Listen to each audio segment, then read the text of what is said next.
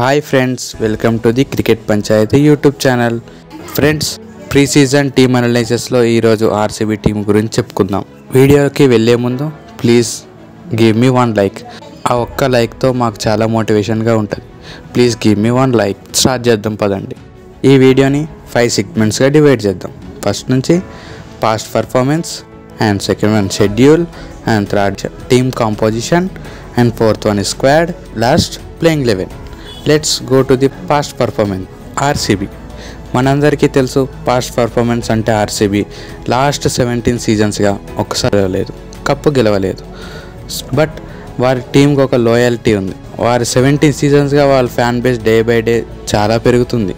వాళ్ళ ఫ్యాన్స్ చాలా లాయాలిటీగా ఉంటారు. ఒకసారి లాస్ట్ టోటల్ 17 సీజన్స్లో 3 టైమ్స్ రన్నర్అప్స్గా నిలిచారు. ఇంకా లాస్ట్ 5 సీజన్స్గా చూస్తే 4 టైమ్స్ ప్లేఆఫ్స్కి వెళ్ళారు. ఇది చాలా టీం రికార్డ్. ఇది వీళ్ళు ప్లేఆఫ్స్కి వెళ్ళడంలో చాలా ఈజీగా వెళ్తారు, బట్ నాకౌట్స్లో ప్రతిసారి ఫెయిల్ అవుతారు. ఇది ఒక్కటి సక్సెస్ అయితే ఫైనల్లో కప్పు కొట్టడం ఆర్సీబీకి చాలా ఈజీ అవుతుంది.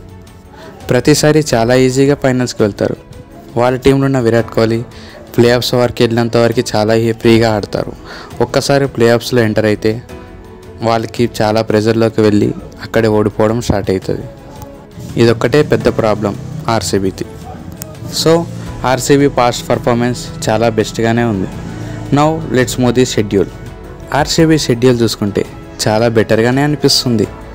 ఫస్ట్ మ్యాచ్ వారికి మార్చ్ 22న ఐపీఎల్ స్టార్టింగ్ మ్యాచ్ కేకేఆర్తో స్టార్ట్ ఉంది. వారు ఐపీఎల్ డిపెండెంట్స్గా ఉన్నారు. వారికి మార్చిలో ఒకటే మ్యాచ్ ఉంది, అది కేకేఆర్తో ఉంది. ఆర్సీబీ టీంకి ఒక విధంగా చాలా మంచి షెడ్యూలే ఉంది. ఎందుకంటే ఆర్సీబీ మనకు తెలుసు ఫస్ట్లో చాలా మంచిగా ఆడుతూ వెళ్తుంది, కానీ మిడిల్ ఆఫ్ ది సీజన్లో వాళ్ళకి ఏదో ప్రెషర్లోకి వెళ్ళి లాస్ట్ 5 మ్యాచెస్ 4 మ్యాచెస్ ఓడిపోదని చూస్తుంటాం. సో ఈసారి షెడ్యూల్ వాళ్ళకి చాలా అనుకూలంగా ఉంది. జస్ట్ మార్చిలో ఒకటే మ్యాచ్ ఆడతారు అండ్ కమ్ టు ఏప్రిల్లో మొత్తం 4 మ్యాచెస్ ఆడతారు in Bengaluru. So final of the మేలా వాళ్ళకి మొత్తం 3 మ్యాచెస్ హోమ్ మ్యాచెస్ ఉన్నాయి. దీనివల్ల వాళ్ళకి చాలా అడ్వాన్టేజ్ అవుతుంది. ఫస్ట్లో చాలా ఫ్రీగా ఆడుకుంటూ లాస్ట్ 3 మ్యాచెస్ వాళ్ళకి ఎలా ఆడాలో అర్థమైపోతుంది. వాళ్ళ డిపెండ్స్ ఆన్ ది టేబుల్స్ మంచిగా పర్ఫార్మెన్స్ చేయొచ్చు అని చాలా ఈజీ ఉంటుంది వాళ్ళకి. ఆర్సీబీకి పెద్ద డ్రాబ్యాక్ ఏంటంటే ఆర్సీబీ బెంగళూరు గ్రౌండ్ చాలా చిన్నది. దానివల్ల ఎంత రన్స్ కొట్టినా ఆపోజిట్ టీం ఈజీగా కొడతారు. బట్ ఈసారి చాలా మంచి బౌలర్స్ని తీసుకున్నారు. This is the first time in auction better performance చేశారు ఆర్సీబీ టీం. సో ఓవరాల్గా షెడ్యూల్ కూడా ఆర్సీబీకి అనుకూలంగానే ఉంది. Now let's move to the team composition. ఈసారి టీమ్ కంపోజిషన్లో ఆర్సీబీ చాలా బెస్ట్ ఆప్షన్ చేసింది అనుకోవచ్చు. ఫస్ట్గా బ్యాట్స్మెన్స్లో చూస్తే Virat Kohli, Tim David, Padikkal and Rajat Patidar వాళ్ళ క్యాప్టెన్. ఈసారి రజత్ పటిదార్కి క్యాప్టెన్ చేయడం వల్ల తన మీద చాలా నమ్మకం పెట్టుకుంది RCB team. But Virat Kohli and Livingstone వీళ్ళందరూ రజత్ పటిదార్ని సపోర్ట్ చేస్తూ ముందుకు తీసుకువెళ్తారు. And all rounders Livingstone, Jacob Bethell, Krunal Pandya and Shepherd. ఇప్పటివరకు జాకోబ్ బెథెల్ ఇంకా టీంలోకి రాలేదు. వాళ్ళ కంట్రీ నుంచి పర్మిషన్ రావాల్సి ఉంది. మనకు తెలుసు ఛాంపియన్స్ ట్రోఫీలో జాకోబ్ బెథెల్ చిన్న మైనర్ ఇంజరీతో ఉన్నాడు. మన సోర్స్ ప్రకారం వచ్చే ఛాన్సెస్ ఎక్కువ ఉన్నాయని తెలుస్తుంది. ఆర్సీబీలో ఆల్రౌండర్స్ చాలా మంచిగా ఉన్నారు.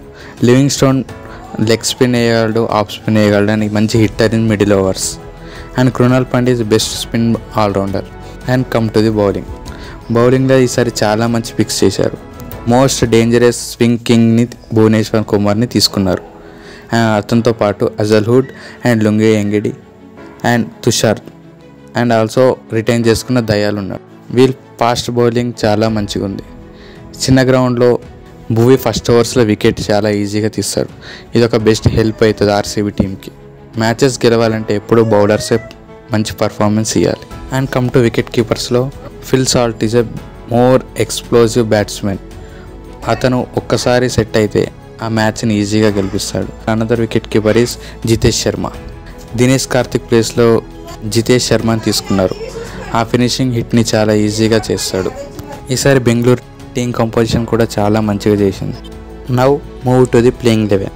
ఒక బెస్ట్ ప్లేయింగ్ 11 ఆర్సీబీ ఈ సీజన్లో తీసుకుని వచ్చింది. ఒక చిన్న ప్రాబ్లం ఏంటంటే ఆర్సీబీ టీంలో మొత్తం రైట్ హ్యాండర్స్ ఎక్కువ మంది ఉన్నారు. లైక్ ఎస్ఆర్హెచ్లో లెఫ్ట్ హ్యాండర్స్ ఎలా ఉన్నారు, ఆర్సీబీలో అందరు రైట్ హ్యాండర్స్ ఎక్కువ ఉన్నారు. సో లెఫ్ట్ అండ్ రైట్ కాంబినేషన్స్తో ప్లేయింగ్ లెవెల్ని సెట్ చేసాం. ఓపెనర్స్గా Kohli and Phil Salt is compulsory. మనందరికీ తెలుసు Virat Kohli solid batsmen and Phil Salt is explosive batsmen. వీళ్ళిద్దరు కాంబినేషన్ ఆర్సీబీకి విన్నింగ్ ఛాన్సెస్ని చాలా మంచిగా పెంచుతుంది. అండ్ నెంబర్ 3లో పడికల్ లెఫ్ట్ అండ్ రైట్ కాంబినేషన్లో బాగా పనికొస్తాడు. అండ్ ఇతను చాలా ఈజీగా రన్స్ స్కోర్ చేస్తాడు. సింగిల్స్ అండ్ టూస్ తీసుకొని ఈజీ స్ట్రైక్ రొటేట్ చేస్తాడు. అండ్ నెంబర్ 4లో రజత్ పటిదార్, ఆర్సీబీ కెప్టెన్. ఈసారి చాలా నమ్మకం పెట్టుకున్న RCB team Rajat Patidar middle ఓవర్స్లో చాలా మంచిగా ఆడతారు. స్పిన్నర్స్ని మాత్రం ఈజీగా సిక్సెస్ కొడతాడు. అండ్ నెంబర్ 5లో లివింగ్స్టోన్. మనకు తెలుసు లివింగ్స్టోన్ ఐపీఎల్ ఎప్పుడు అంతగా మంచి పర్ఫార్మెన్స్ ఇవ్వలే, బట్ ఈసారి అందరూ ప్రేయర్ చేసుకుందాం లివింగ్స్టోన్ ఆర్సీబీలో ఈజీగా గెలిపిస్తాడని. నెంబర్ 6లో కృణాల్ పాండ్యా. మళ్ళీ ఇతను కూడా ఒక లెఫ్ట్ అండ్ రైట్ కాంబినేషన్ చాలా మంచిగా ఉంటుంది. కృణాల్ పాండ్యా గేమ్ని రీడ్ చేస్తూ స్ట్రైక్ రొటేట్ ఈజీగా చేస్తాడు. నెంబర్ 7లో జితేష్ శర్మ. దినేష్ కార్తీక్లా ఈజీగా ఫైర్ వర్క్స్ కొడుతూ ఫినిషింగ్లో చాలా మంచి రోల్ పెడతాడు. అండ్ నెంబర్ 8లో టిమ్ డేవిడ్. ఒక విధంగా చెప్పాలంటే టిమ్ డేవిడ్ చాలా లేట్గా వస్తున్నాడు అనుకోవచ్చు, బట్ టిమ్ డేవిడ్ని తీసుకుంది ఫినిషర్గా కోసం కాబట్టి అతను ఈజీగా lost it is depends on situations. ఒకవేళ లాస్ట్ 15 ఓవర్స్ వరకు ఓపెనర్స్ అండ్ 1 డౌన్ వరకు ఆడితే ఆ నెక్స్ట్ టిమ్ డేవిడ్ వస్తాడు.